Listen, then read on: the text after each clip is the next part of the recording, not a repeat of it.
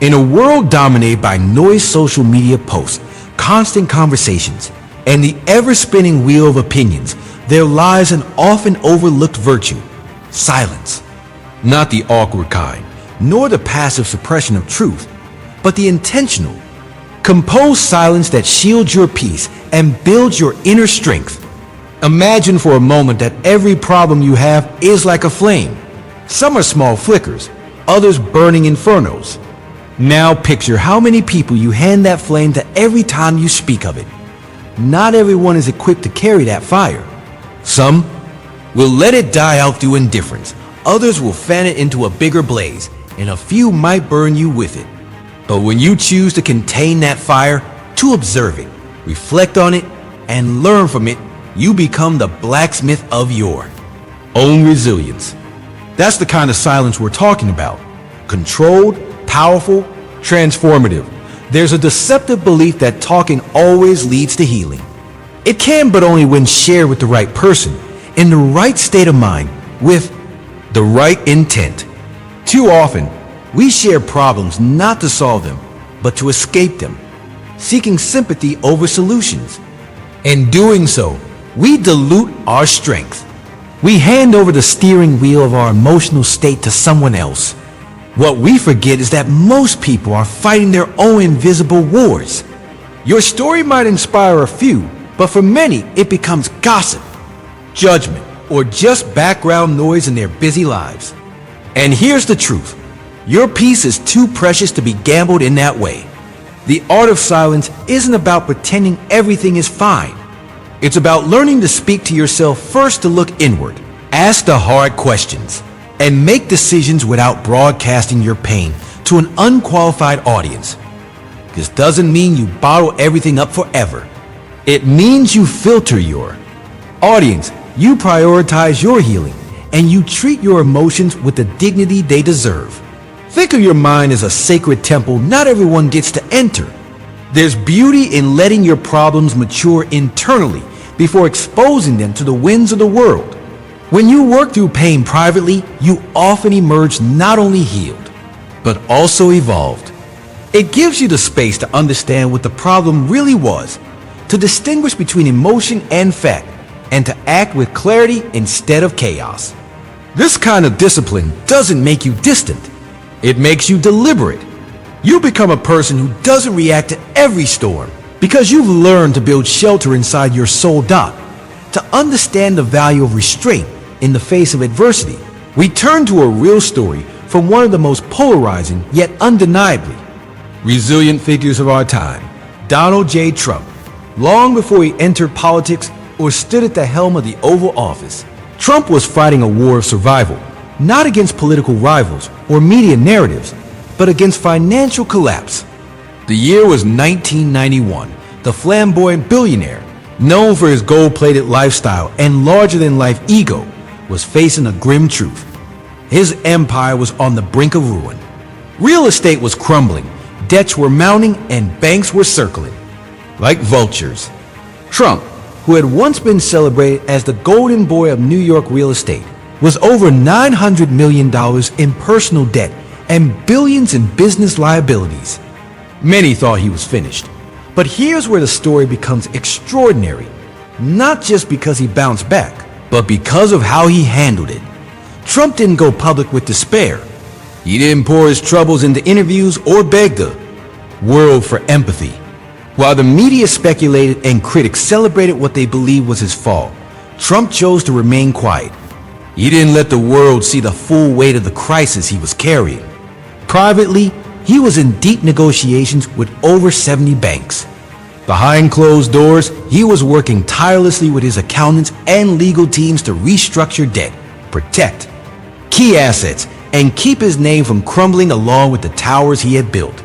He appeared in public with the same confident smile, the same suits, the same energy, even when his financial world was hanging by a thread. Why? Because he understood a vital truth. Perception is power, Doc.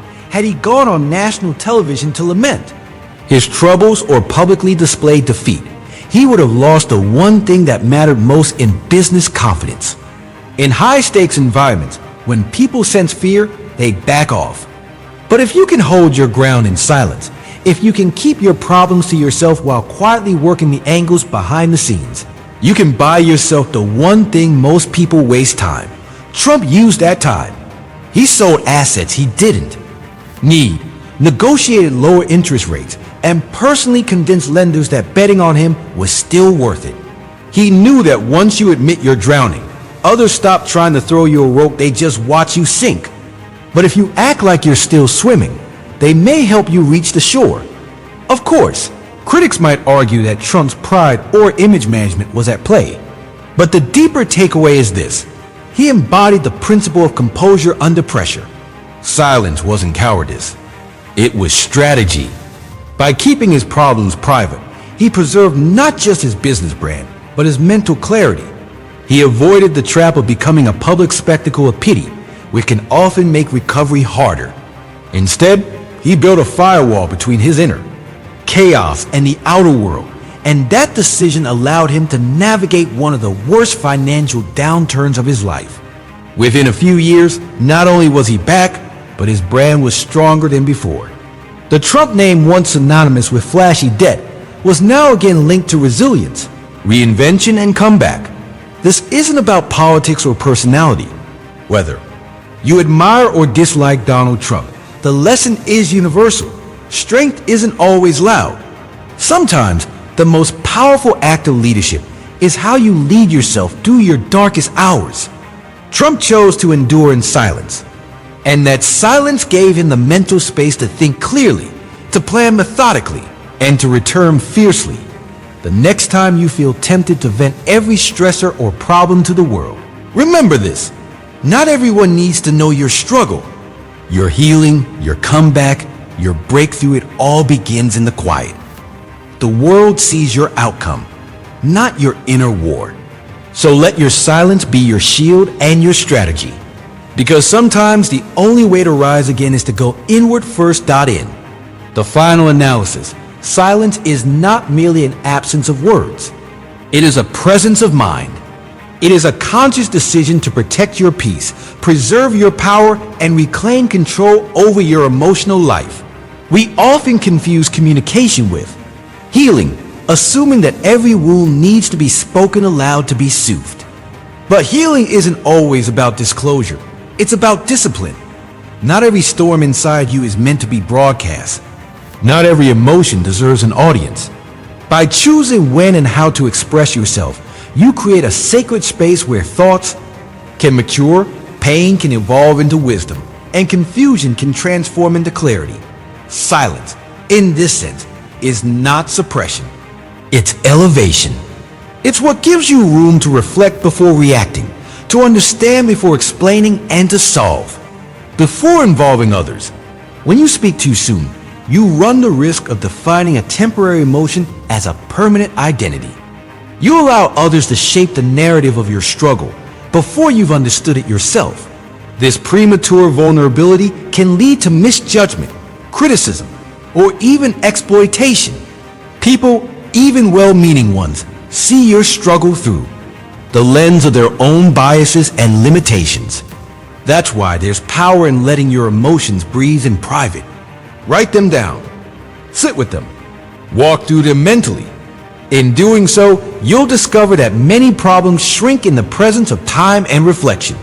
Silence becomes the workshop where raw feelings are refined into clear decisions.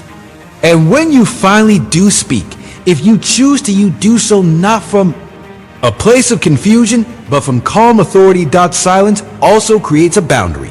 A line that says, "I will not let my peace be dictated by external noise."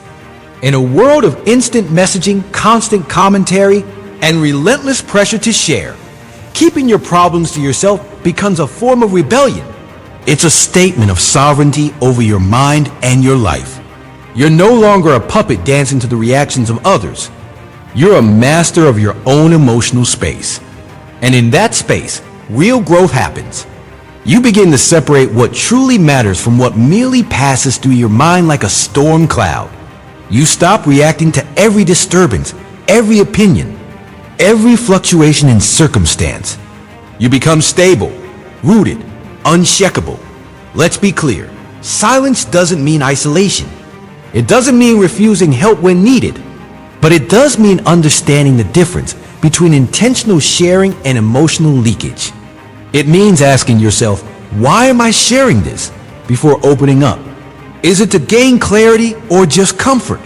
Is it to move forward or to seek attention? Intentional silence teaches you to delay expression until you've reached insight. That pause between pain and speech is where wisdom is born.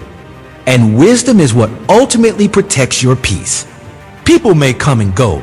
Circumstances may rise and fall.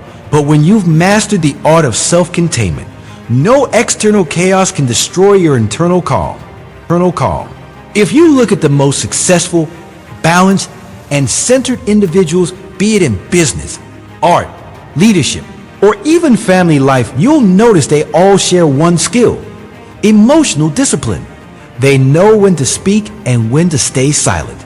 They know how to process disappointment without dramatizing it. They understand that being loud about problems doesn't make them go away, it often just makes them louder.